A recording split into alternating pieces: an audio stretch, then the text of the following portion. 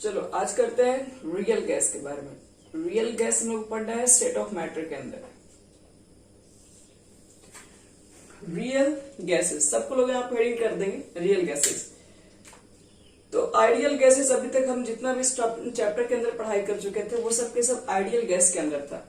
Ideal gas का अगर एक छोटा सा डेफिनेशन कहा जाए कि आइडियल गैस किसे कहेंगे, रियल गैस स्टार्ट करने से पहले आइडियल के बारे में थोड़ा सा बात कर ले रहे हैं ताकि ये चीज समझ में आए कि रियल गैसेस को क्यों लाना पड़ा, आइडियल गैसेस से क्यों नहीं काम हमारा चल गया।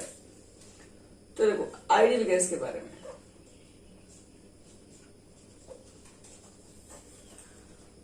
आइडियल गैस के बारे में हम लोग ऐसे बोलते हैं definition, the gases which follow the ideal gas equation at all temperature and pressure. The gases which follow the ideal gas equation, the ideal gas equation at all temperature and pressure are called ideal gas.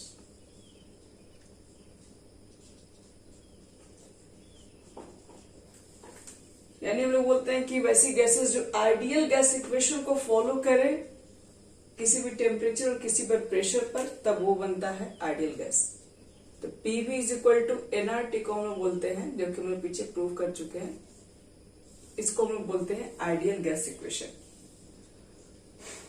तो यानी कि किसी भी temperature पर और किसी भी pressure पे कोई भी गैसेस अगर ये गैस इक्वेशन को फॉलो करेगी, इस गैस इक्वेशन को फॉलो करने का मतलब यही है, मान लो कि आपके पास आर दिए, मतलब आर तो पहले से कांस्टेंट टेम्परेचर दिया हुआ, प्रेशर दिया है तो इस फॉर्मूला से हम वॉल्यूम निकाल देते हैं। वॉल्यूम दिया है, मान लो टेम्परेचर दिया तो मोल्स दिया है, तो इस फॉर्मूला को यूज करके हम प्रेशर फाइंड कर सकते हैं। तो मतलब किसी भी टेम्परेचर पे फॉर्मूला काम करना चाहिए और किसी भी प्रेशर के फॉर्मूला अप्लाई अगर करता है तो वो गैसेस आपके पास आइडियल गैस इक्वेशन है। बट एक्चुअल होता क्या है, दुनिया में ऐसी कोई भी गैसेस नहीं होती है जो हर टेम्परेचर और हर प्रेशर पर आइडियल गैसेस फॉलो करे। ऐसी कोई दुनिया में गैस ही नहीं है जो किसी भी टेम्परेचर और किसी भी प्रेशर पर आइडियल गैस के इक्वेशन के फॉर्मूला पर काम कर जाए। हम लोग जितना भी वहां पे अभी तक न्यूमेरिकल्स देख रहे थे बना क्या है आइडियल गैस इक्वेशन से, वो भी एक चीज लिमिटेड की कंडीशन के ही ऊपर काम करती है। वो चीजें वहां पर हम नहीं जानते थे क्योंकि अभी तो इसका फेलियर आज सीख रहे हैं कहां पर है। तो याद रखना इसके अंदर आइडियल गैस जनरली कोई भी ऐसी गैसेस ही नहीं है दुनिया में जो कि हर टेम्परेचर हर प्रेशर के ऊपर फॉर्मूला पुट कर दे और सब एग्जैक्ट वैल्यू सही निकल जाए, ऐसा बिल्कुल भी नहीं होता है। तो ऐसा नहीं है। तो फिर उसके बाद देखो रियल गैसेस आया। ये फॉर्मूला जब हर जगह डिफाइन ही नहीं कर सकते, मतलब किसी भी टेम्परेचर किसी भी प्रेशर किसी भी वॉल्यूम के लिए फॉर्मूला काम नहीं कर सकता ये है, तो इसका मतलब है कि कहीं ना कहीं इस फॉर्मूला में कुछ मिस्टेक निकल रहा है और वही मिस्टेक को बनाया गया रियल गैस उधारा गया। तो रियल गैसेस देखो पहले है क्या, थोड़ा बहुत रियल गैसेस बता रहे हैं और उसके बाद फिर ये कैसे डिफर होता है आइडियल गैस से।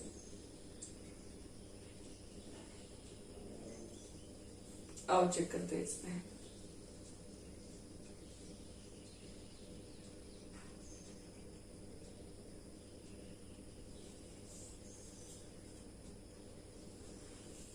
तो रियल गैसेस के बारे में यहां स्टार्ट करें। रियल गैसेस क्या है? जो आइडियल गैस इक्वेशन को फॉलो करेगा वो आइडियल गैस है। तो रियल गैसेस फिर क्या है? तो हम लोग बोलते हैं कि the gases which does not लिख दो, which does not follow the ideal gas equation, which does not follow the ideal gas equation at all temperature and pressure। Real gases का डेफिनेशन दिया गया है कि वैसी सब गैसेस को हम लोग क्या बोल सकते हैं, रियल गैसेस बोल सकते हैं जो कि सभी टेम्परेचर और सभी प्रेशर पर आइडियल गैसेस के अंदर काम नहीं कर रही होती है, वो सब रियल गैसेस के अंदर हम लोग काउंट कर लेंगे। यानी कि जो भी आइडियल गैस इक्वेशन को सभी टेम्परेचर सभी प्रेशर पे फॉलो नहीं करेगी वो एक रियल गैस में हो जाएगा। और आइडियल गैस का मतलब है कि जो किसी भी टेम्परेचर किसी भी प्रेशर के ऊपर अगर इस फॉर्मूला से उसकी वैल्यू को अगर हम फाइंड कर सकते हैं तो वो मेरे पास एक आइडियल गैस कहलाएगा। लेकिन रियल गैसेस वो गैसेस होंगी जो कि इस फॉर्मूला से नहीं निकाली जा सकती है। मतलब किसी भी टेम्परेचर किसी भी प्रेशर, आपको पता है ना दुनिया में से कोई भी गैसेस नहीं मिलती है जो कि सारे टेम्परेचर सारे प्रेशर पर आइडियल गैसेस की तरह डिफाइन कर दे। ऐसा हो सकता है। देखो रियल गैसेस को आइडियल गैसेस बनाया जा सकता है। रियल गैस का डेफिनेशन है कि जो आइडियल गैस के इक्वेशन को फॉलो नहीं करता है, मतलब ये नहीं मानता है कि ये इक्वेशन 100% सही है। ये इक्वेशन सही हो सकता है, कब हो सकता है, किसी एक डिफरेंट कंडीशन पे, कई डेफिनेट कंडीशन के अंदर ये चीजें ट्रू है, लेकिन हर जगह ये ट्रू नहीं है। तो कौन सी कंडीशन है उसके ऊपर ही बात करेंगे। तो हम यहाँ पे लिख रहे हैं, पहले लिख लो उसके बाद हम आगे एग्जाम्पल देके क्लियर कर देंगे। हम लोग ऐसे बोल सकते हैं इसके अंदर है कि real gases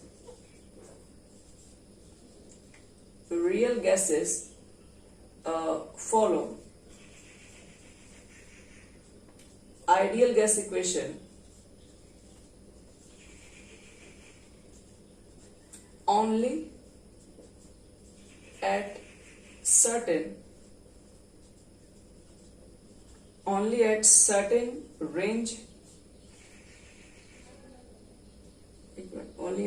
range of pressure and temperature and can behave as ideal gas and can behave as ideal gas।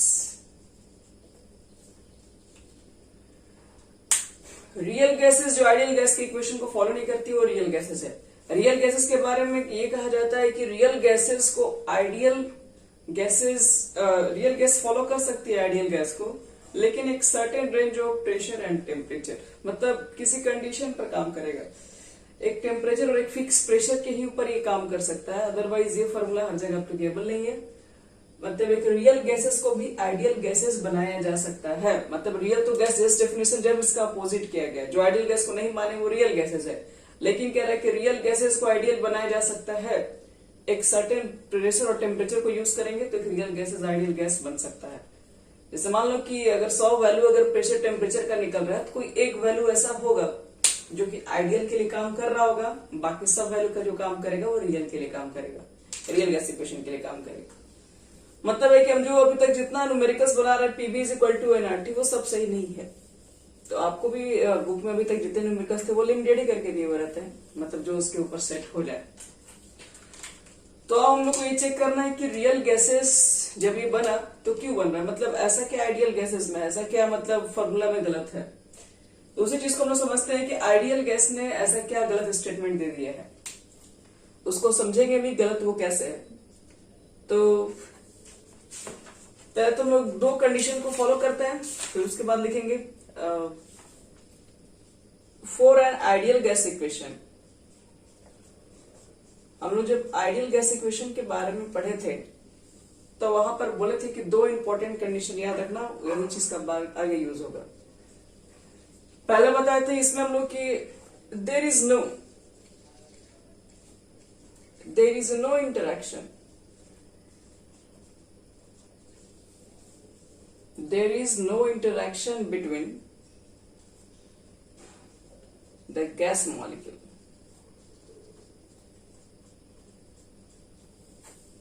पहला फॉल्स कंडीशन ये दिया हुआ है, और सेकंड ये दोनों को बताएंगे दोनों कैसे गलत है। सेकंड ये आपके पास है the volume of gas molecule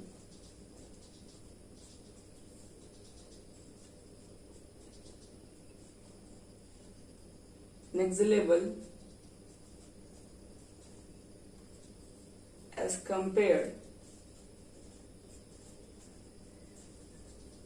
compared to the total volume of the gas।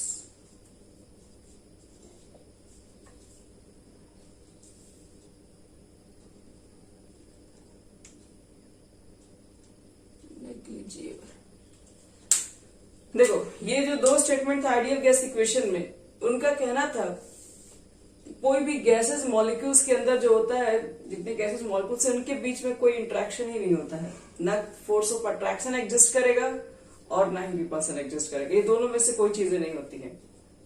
और दूसरी बात कि अगर हम लोग बड़े से कंटेनर ले लें, उसके अंदर एक जो गैस का मॉलिक्यूल्स है, उसका जो वॉल्यूम है, उसको पूरे कंटेनर से कंपेयर करें तो वो लगभग ना के इक्वल है। मतलब उसको हम लोग चाहेंगे तो नेग्लेक्ट कर सकते हैं, कोई फर्क नहीं पड़ सकता उससे। तो ये दो स्टेटमेंट की वजह से याद रखना कि ये आपके पास ये जो आइडियल गैस इक्वेशन से जो फॉर्मूला अप्लाई किया गया वो मिस्टेक है। अब कैसे ये मिस्टेक है, क्यों नहीं फॉलो कर रहा है, वो भी बता रहे हैं। तो ऊपर से बेटा के काम कर रहे हैं, कंडीशन बता रहे हैं, क्यों नहीं फॉलो करता है। यहां देखो कंडीशन,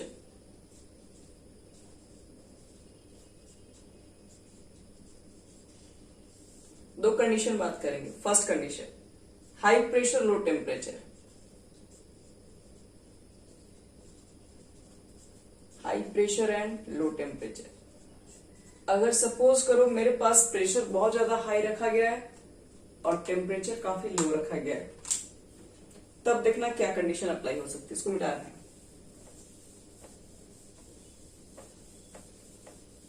मान लो किसी कंडीशन में प्रेशर बहुत ज्यादा मिल गया और उस कंडीशन में टेम्परेचर मान लो कम है, तो एक कंटेनर हम लोग ले रहे हैं और इस कंटेनर हम लोग मान के चल रहे हैं क्या है, इस कंटेनर मालूम चल रहा है कि यहाँ पर प्रेशर बहुत हाई है। तो प्रेशर अगर बहुत इसके ऊपर हाई लगा होगा तो इसका मतलब है कि ये जो चीजें हैं, गैसेस मॉलिक्यूल सब बहुत ज्यादा प्रेशर अप्लाई किया, बस अब इस एरिया में अवेलेबल है। प्रेशर कम था तो मॉलिक्यूल्स पूरे ऊपर पूरे इस तरीके से मूव कर रही होंगी। प्रेशर हमने यहाँ से यहाँ रिलीज कर दिया, यहाँ पर लगा दिया, और भी अच्छा चाहोगे तो नीचे लाके दिखा सकते हो। अब प्रेशर आपने बहुत ज्यादा अप्लाई कर दिया है तो मॉलिक्यूल्स क्या होंगे, मॉलिक्यूल्स काफी पास पास यहाँ पर आ गए होंगे सब।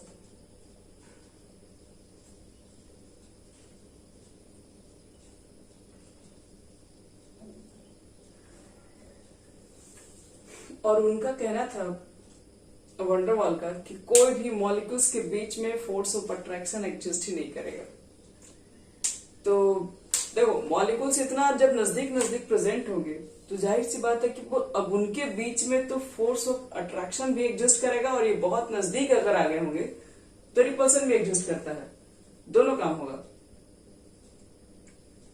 तो अब यही चीज चेक करना है कि अट्रैक्शन कैसे एग्जिस्ट करेगा, रिपल्सन कैसे एग्जिस्ट करेगा।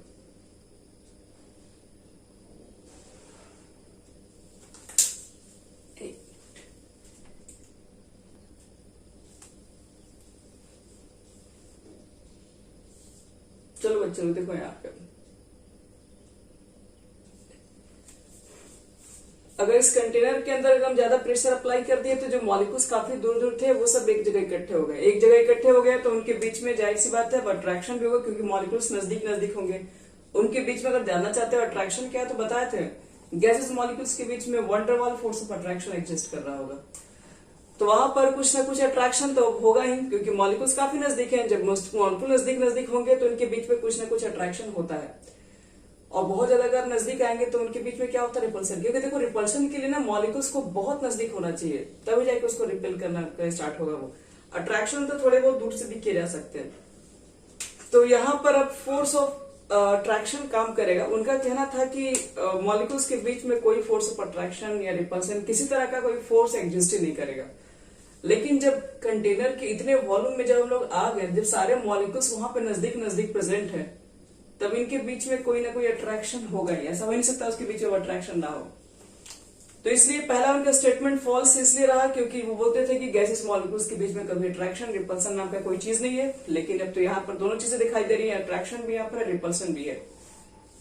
अब देखो, अब बात हम लोग कर रहे हैं कि दूसरा स्टेटमेंट उनका ये था कि किसी भी एक गैसेस मॉलिक्यूल्स को हम लोग क्या कर सकते हैं, उसके वॉल्यूम को हटा सकते हैं, पूरे वॉल्यूम को कंपेयर किया जाता है।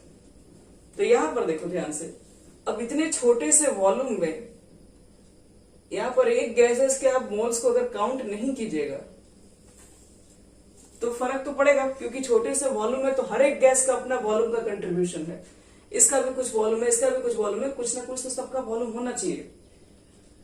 लेकिन उनका कहना था कि अगर पूरे वॉल्यूम के कंटेनर देखा जाए, फ्री स्पेस देखा जाए, तो वहां पर उनके जो मॉलिक्यूल्स है इतने छोटे हैं कि उसको अगर हम हटा भी दे तो कोई फर्क नहीं पड़ता। इसलिए कहते थे वहां पर है कि हम लोग डेफिनेशन में बोलते थे कि जो वॉल्यूम ऑफ जो गैस मॉलिक्यूल्स है, गैस मॉलिक्यूल्स का जो वॉल्यूम पुट करते थे, क्या पुट करते थे, हमेशा वॉल्यूम ऑफ कंटेनर ही तो रखते थे। जो कंटेनर पुट करते थे उसका वॉल्यूम से डाल देते थे। क्यों? क्योंकि मान के चलता था कि जो गैस मॉलिक्यूल्स, जो गैस मॉलिक्यूल्स है वो कहीं भी मूव कर सकता है इस कंटेनर में। दूसरा मॉलिक्यूल्स जो वहां प्रेजेंट है उससे उसको कोई फर्क नहीं पड़ता है, क्योंकि उसकी जो मॉलिक्यूल्स है वो लगभग ना, वो जो स्पेस जो छेका है, ऐसे मान लो कि एक मॉलिक्यूल्स अगर यहाँ भी प्रेजेंट है तो ये जो स्पेस है उसके लिए वो ना के बराबर है। इसलिए